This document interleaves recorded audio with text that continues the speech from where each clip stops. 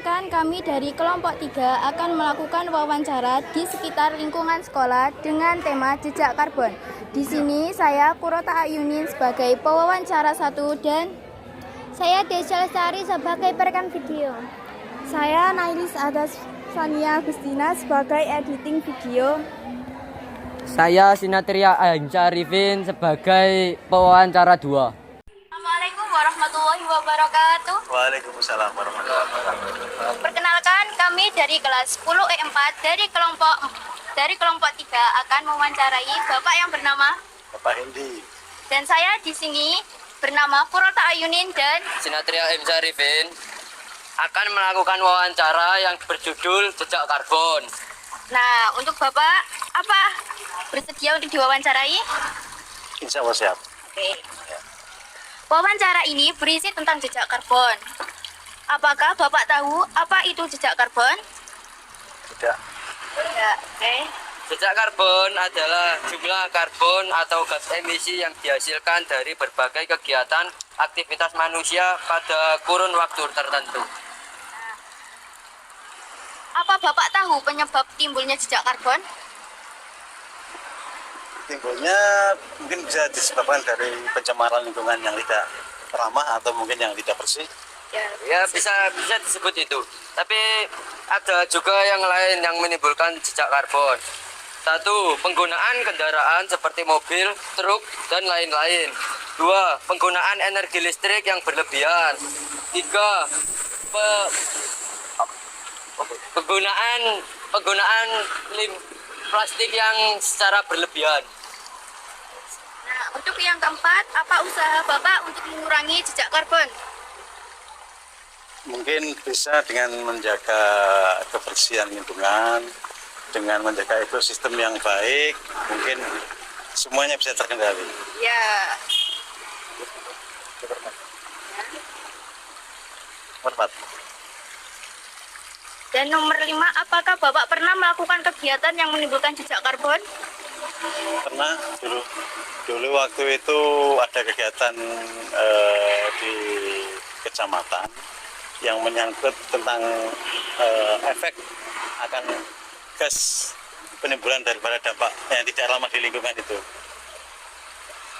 Yang lain-lain seperti penggunaan kendaraan itu pernah, Pak?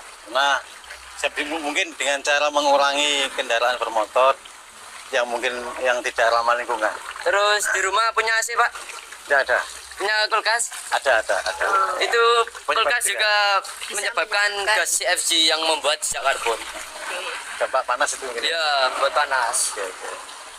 Saya akhiri. Ya, cukup dari kita. Saya akhiri. Wassalamualaikum warahmatullahi wabarakatuh. Warahmatullahi wabarakatuh.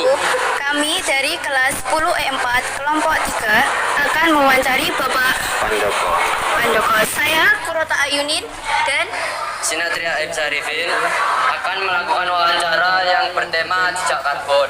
Nah, Pak, apa Bapak bersedia untuk diwawancarai? Ya. Ya. Apa Bapak tahu apa itu jejak karbon? Ya, sebagaimana yang tadi jejak karbon itu ya bagaimana proses menghasilkan dari awal ya, prosesnya dari awal hingga karbon itu dihasilkan. Ya, oke. Nah, untuk pertanyaan yang ketiga, apa Bapak tahu penyebab timbulnya jejak karbon?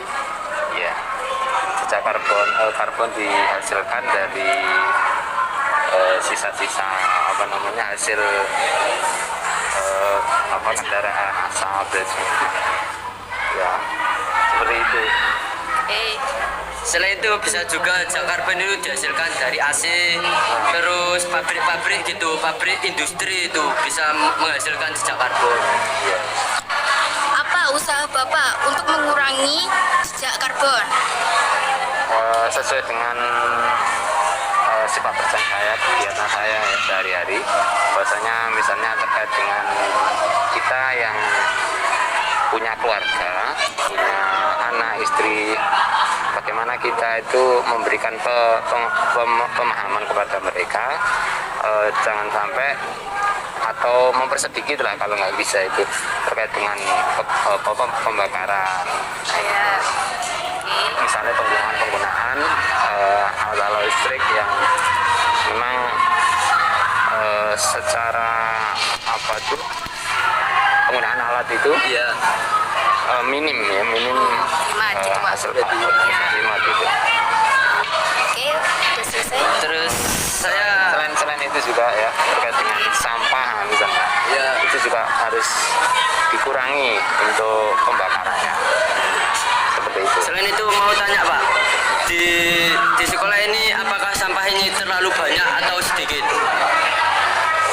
Kalau melihat penggunaan ini ya kemasan makanan, sedikit-sedikit itu kan banyak sekali kemasan dari plastik, dari kertas yang itu susah terurai, sehingga orang-orang lebih mudah untuk kemudian dibakar. Oh iya, berarti kesadaran di sekolah ini bagi siswa-siswa ini masih kurang berarti. Harus ada Kesadaran. yang pertama secara individu ya, Ya. kesadaran. Yang kedua, kesadaran itu baik dari nanti pembuang sampah, kemudian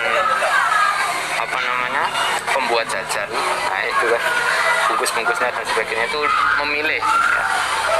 Yaitu memilih bungkus-bungkus yang tidak harus dibakar misalnya, karena nanti akan bisa diurai gitu dari bungkus organik dan dedaunan lah gitu. Oke, cukup sekian dari kami kelompok 3. Wassalamualaikum warahmatullahi wabarakatuh. Kesimpulan dari hasil wawancara kami yang pertama, bahwa Bapak Hendy masih belum memahami apa itu jejak karbon dari segi penjelasan serta bagaimana jejak karbon itu terjadi. Namun setelah kami jelaskan mengenai penyebab jejak karbon, Pak Hendy mulai mengerti apa itu jejak karbon. Dari hasil wawancara kami yang kedua, pada Bapak Handoko, Pak Handoko sudah memahami mengenai apa itu jejak karbon dari segi penjelasan dan sebab akibatnya. Serta Pak Handoko dapat menyebutkan kegiatannya yang dapat menimbulkan jejak karbon. Dari penjelasan Pak Handoko, pekerjaannya dapat mengurangi jejak karbon. Sekian dari hasil wawancara kami. Wassalamualaikum warahmatullahi wabarakatuh.